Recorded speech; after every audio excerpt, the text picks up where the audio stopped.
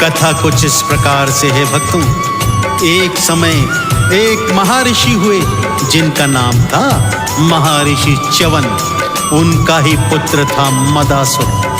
बचपन से ही अत्यंत बलशाली, जिसका बल देखकर त्रिलोकी भी हैरान रह जाती थी। अपने बलबूते पर उसने बड़े बड़े पहाड़ों को अपने स्थान से उखाड़ दिया। बड़े बड़े वृक्ष तो तिनकों की तरह उखाड़ा करता था मदासुर। तभी उसने सोचा कि क्यों ना दैत्य गुरु शुक्राचार्य की शरणागति ली जाए। सो पहुंच गया उनके चरणों में उनका दास बनने के लिए। मदासुर का बल और शक्ति देखकर दैत्य गुरु शुक्राचार्य भी अति प्रसन्न थे। सो उन्होंने उन्हें एकाक्षरी मंत्र दिया और कहा, इसका जाप करो, इससे तुम त्रिलोकी के स्वामी बन जाओगे। अपने गुरु की आज्ञा पाकर मदासुर वनों को जा रहा है एकाक्षरी मंत्र का जाप करने। और आगे क्या घटना घटने वाली है, आइए भक्त।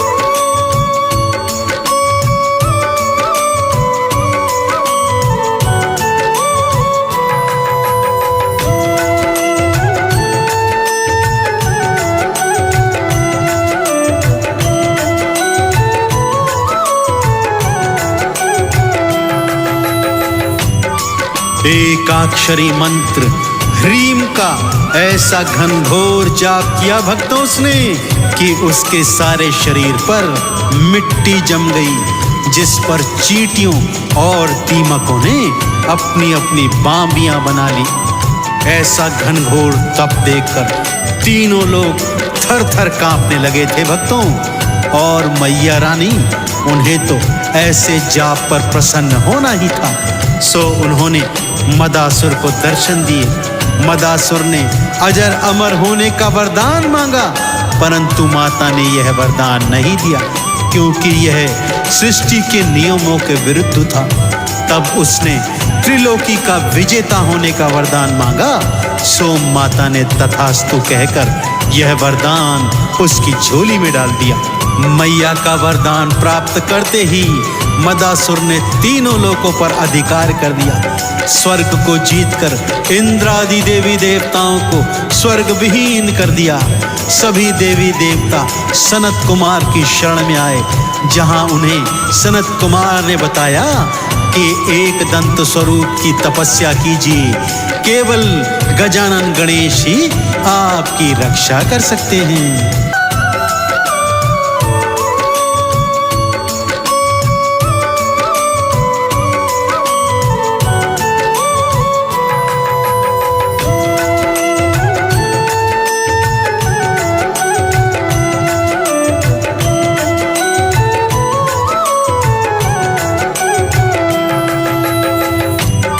वर्षों तक देवी देवताओं ने भगवान श्री गणेश के एक दंत स्वरूप की घनघोर तपस्या की।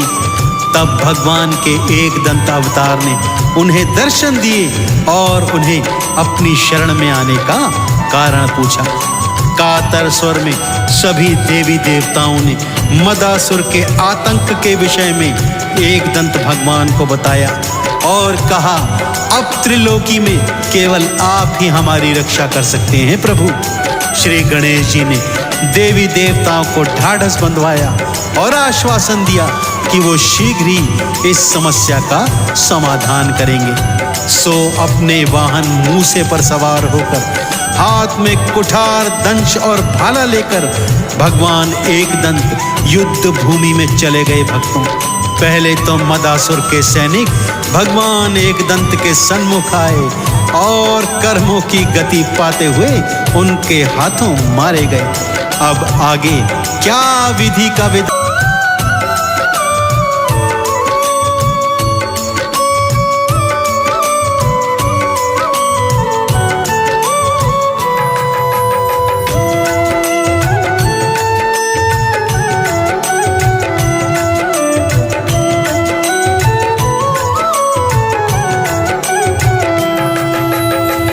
मदासुर के भेजे करोड़ों असुर एक दंत ने अपने प्रहारों से मार दिए भक्तों। जब मदासुर को ये ज्ञात हुआ कि उसके सैनिक मर चुके हैं, तब भयंकर क्रोध में भरकर वो युद्ध लड़ने एक दंत भगवान के सन्मुख आया और अनेक शक्तियों का प्रयोग भगवान पर करने लगा।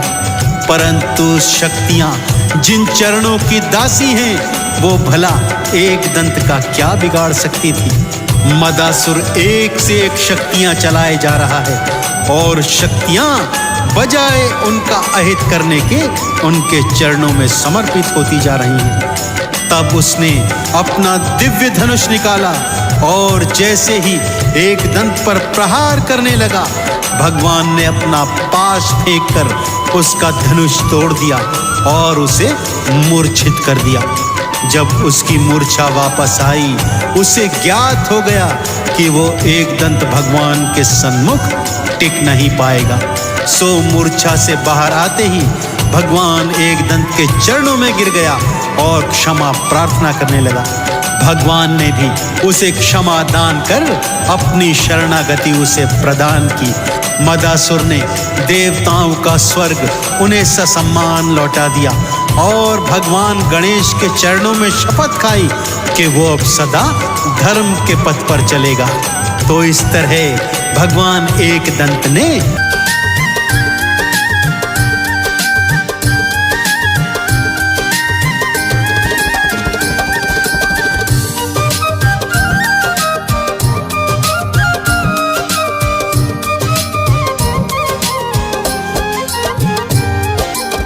बोलिए अष्ट विनायक सिद्धि विनायक गौरी नंदन श्री गणेश जी महाराज की।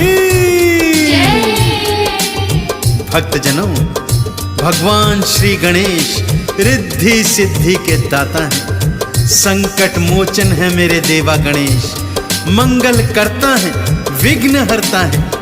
भक्त जब जब इन्हें जिस जिस रूप में पुकारते हैं, मेरे गजानन देव दौड़े दौड़े आते हैं और उनके कष्टों का निवारण करते हैं। आज इस भजन के माध्यम से मैं आपको भगवान श्री गणेश जी की जन्म की पवित्र गाथा सुनाने जा रहा हूँ, जिससे सुनने मात्र से आप भौतिक जीवन के समस्त सुख भोग कर जीवन के अंत में भगवान श्री गणेश जी की कृपा को प्राप्त करेंगे।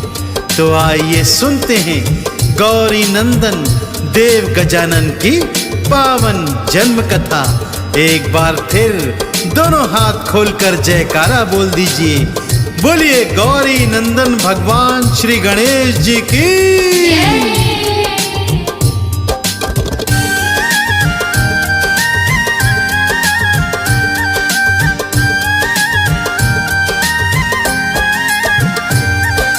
आओ भक्तों श्री गणेश को ध्याएं, आओ भक्तों श्री गणेश को ध्याएं। श्री गणेश के जन्म की गाथा, श्री गणेश के जन्म की गाथा भक्तों तुम्हें सुनाए।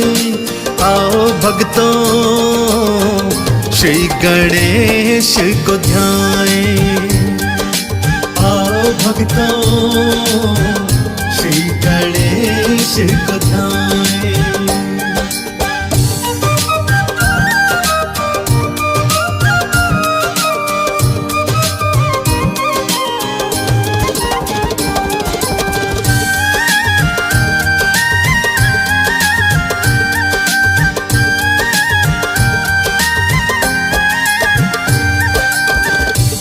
पावन कथा कुछ इस प्रकार से है भक्तों। एक बार कैलाश पर्वत पर माता गौरा ने देखा कि शिव जी तो ध्यान में मग्न हैं। सोचा जब तक शिव जी का ध्यान टूटे मैं स्नान करके आ जाती हूँ। सो अपनी दो सखियों जया और विजया को साथ लिया तथा नंदी को संदेश देती हुई माँ स्नानाघर चली गई कि भगवान भोलेनाथ यदि मेरे पीछे उठे तो उन्हें बता देना, मैं स्नान हेतु महलों में गई हूँ। यह कहकर माता स्नानागृह में आ गई। जया विजया ने माता को उपटन लगाया भक्तों कि तभी जया के मन में विचार आया कि हम तीनों यहाँ स्नानागृह में हैं, परंतु द्वार पर कोई पहरेदार नहीं है। क्या हो यदि कोई भूलवश भीतर आ जाए। जया ने अपने मन का विचार माता गौरा के समक्ष रखा। मैया गौरा ने एक उपाय सोचा। तन से उपटन उतारा, उस उपटन को मानव आकृति दी तथा प्राण मंत्र फूंक उसे एक हष्ट पुष्ट बालक बना दिया। और उस बालक को क्या आदेश दिया, आइए सुनते हैं। बालक जाओ द्वार पे जाओ, जाके द्वार पे पहरा लाओ, कोई भीतर ना आ जाए, बालक इसका ध्यान लगाओ। गौरी चरण में शीश नवाया, भक्तों बालक द्वार पे आया, दंड को हाथों में उठाए, बालक पहरा देता जाए। अब आगे क्या होगा भक्तों, अब आगे क्या होगा भक्तों, आओ तुम्हें बताएं, आओ भक्तों श्री गणेश को ध्याएं। आओ भक्तों श्री गणेश को ध्याएं।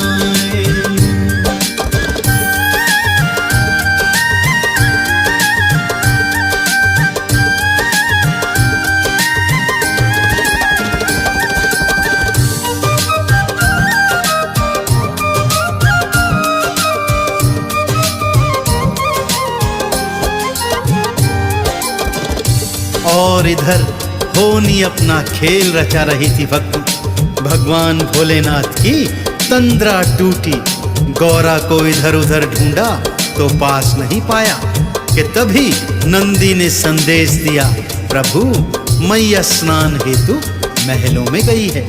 शिव जी ने सोचा अब तक स्नान पूर्ण हो गया होगा, सो गौरा से महलों में जाकर मिल लेता हूँ। यह सोच वो महलों की ओर चल पड़े। द्वार पर पहुंचते हैं तो क्या देखते हैं, एक बालक द्वार पर बैठा है। परिचय पूछा तो बालक ने कहा, मैं अपनी माता का पुत्र हूँ और द्वार पर पहरा देता हूँ। शिव जी भीतर जाने लगे तो बालक उन्हें रोकने लगा। शिव जी ने लाख समझाया कि मैं तो गौरा का पति हूँ, मैं भीतर जा सकता हूँ, परंतु बालक था कि मानता ही नहीं था। अब शिव जी को क्रोध आ रहा था भक्तों, और शिव जी को जब क्रोध आता है तो क्या होता है, आइए सुनते हैं। क्रोध में था त्रिशूल उठाया, बालक पर प्रहार कराया, बल में उसका शीश उड़ाया, सारा त्रिलोकी थर्राया। गौरा महल से बाहर आई, बालक को मृत वो थी पाई, भारी माँ ने रुदन मचाया, काली रूप था अपनाया। भोले शंकर मेरे लाल को, भोले शंकर मेरे लाल को जीवित आप कराएं। आओ भक्तों श्री गणेश को ध्याएं। आओ भक्तों श्री गणेश को ध्याएं।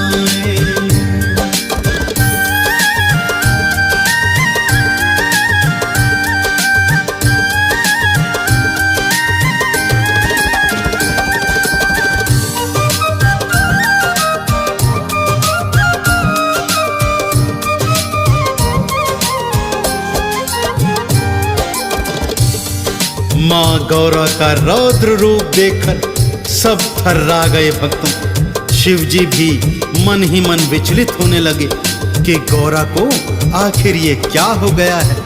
परंतु माँ गौरा थी कि अपने लाल के प्राण लगातार वापस मांग रही थी। कहने लगी, हे भोले शंकर, यदि मेरा लाल जीवित न हुआ तो आज मैं सारी सृष्टि को भस्म कर दूंगी। अब शिव जी ने एक उपाय सोचा। श्री हरि विष्णु का आह्वान किया, उनसे विनती की कि जाइए, जो भी प्राणी पहले आपको मार्ग में मिले उसका शीश ले आइए। श्री हरि विष्णु गए तो एक गज का बालक घूम रहा था, उसी का शीश लाकर श्री हरि ने शिव जी को दे दिया। शिव जी ने गज बालक का शीश उस बालक के धड़ से जोड़ा, प्राण मंत्र पड़ा और जैसे ही बालक जीवित हुआ, तीनों लोकों में जय जयकार होने लगी और भगवान श्री गणेश का दर्शन करने सारी सृष्टि उमड़ पड़ी भक्तों।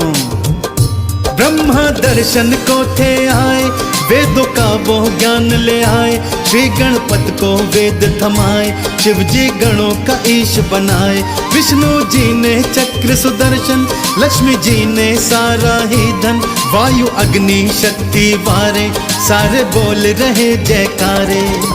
इंद्र ने ऐरावत दे दीन्हा, इंद्र ने ऐरावत दे दीना, मैया बलि बलि जाए। आओ भक्तों श्री गणेश को ध्याएं, आओ भक्तों श्री गणेश को ध्याएं।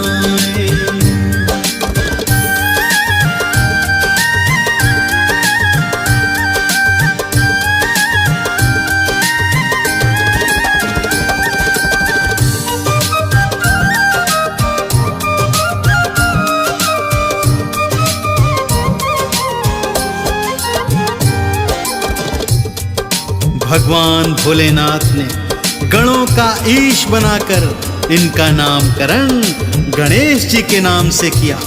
भगवान श्री गणेश जी के नाम के जयकारे तीनों लोकों में गूंज उठे भक्तों। ब्रह्मा जी ने वेद, माँ शारदे ने स्वर और ज्ञान, विष्णु जी ने चक्र सुदर्शन, माँ लक्ष्मी ने धन और धान, इंद्र इंद्राणी ने ऐरावत और वज्र की शक्ति तथा वायु अग्नि अरुण वरुण सभी देवी देवताओं ने अपनी अपनी शक्तियां देव गजानन को प्रदान करी।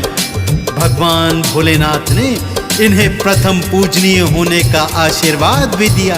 तभी से भक्तों देव गजानन का नाम सर्वप्रथम लिया जाता है।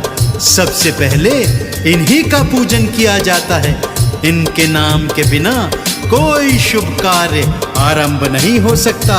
तो आइए हम भी देव गजानन के नाम से इस भक्ति पूजन का शुभ आरंभ करें। दोनों हाथ जोड़कर भगवान श्री गणेश के चरणों का ध्यान लगाते हुए एक बार जयकार बोलिए, बोलिए गौरी नंदन गजानन गणेश भगवान की।